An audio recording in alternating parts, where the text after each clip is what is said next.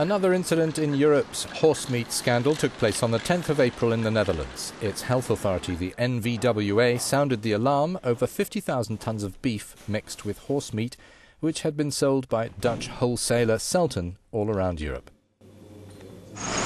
By the time the warning went out, 380 people had bought some, notably in Germany, France and Spain. They were contacted and told. In February, the same company had been accused by the public authorities of doing the same thing, mixing Dutch and Irish horse meat and beef. The product was sold as straight beef, and it was possible that some of it remained in frozen supermarket foods. Also in February, French company Spanghero found itself in the centre of the growing European meat scandal, suspected of selling horse as beef for use in ready-made meals.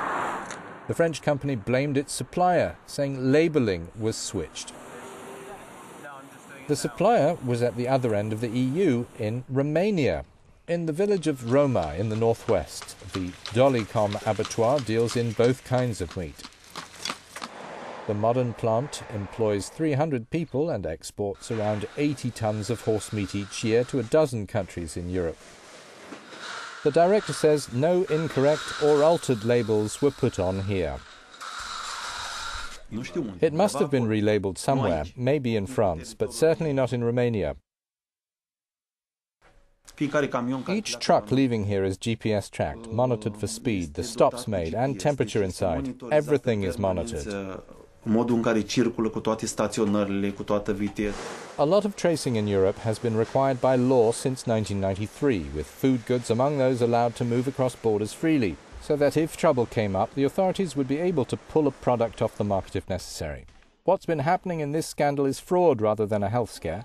When the IKEA restaurant in Prague found it was serving horse meat to its customers in error, this Czech authority got involved. He said, according to the information we have, all the horse meat entered the market in a legal way, which means it's absolutely safe for human consumption. It's just that it was relabeled beef during the distribution process. So this is nothing like the European mad cow crisis, in which more than 200 people lost their lives from eating diseased meat, and Britain's beef industry saw its products banned from the EU from 1996 to 1999.